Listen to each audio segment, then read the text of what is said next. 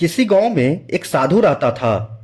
वह जब भी नाचता था तो बारिश जरूर होती थी। इसीलिए गांव के लोगों को जब भी बारिश की जरूरत होती तब यह लोग साधु के पास जाते और उनसे अनुरोध करते कि वह नाचे। और जब वह नाचने लगते तो बारिश जरूर होती थी। एक दिन गांव में चार लड़के शहर से घूमने आए। जब उन्हें यह बात का पता चला कि किसी साधु के नाचने से बारिश होती है तो उन्हें इस बात का यकीन नहीं हुआ। शहरी पढ़ाई लिखाई के घमंड में उन्होंने गांव वाले को ही चुनौती दे दी। अगर हम भी नाचेंगे तो बारिश जरूर होगी, और अगर हमारे नाचने से बारिश नहीं हुई तो साधु के नाचने से भी बारिश नहीं होगी।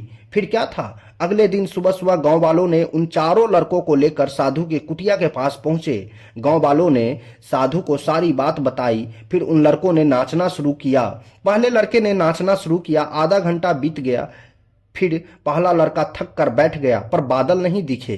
कुछ देर बाद दूसरे लड़के ने नाचना शुरू किया और एक घंटे बीतते बीतते वो भी थक कर बैठ गया।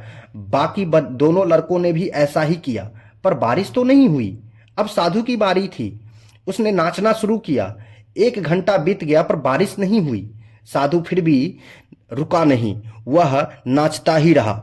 नाचते नाचते 2 घंटे बीत गए पर बारिश नहीं हुई। लेकिन साधु तो रुकने का नाम ही नहीं ले रहा था।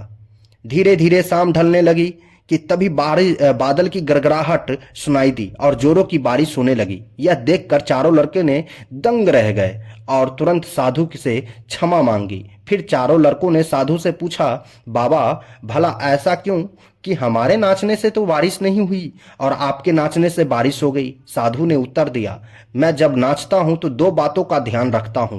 पहली बात तो मैं यह सोचता हूं कि अगर मैं नाचूंगा तो बारिश को होना ही पड़ेगा, और दूसरी बात यह कि मैं तब तक नाचूंगा जब तक बारिश न हो जाए।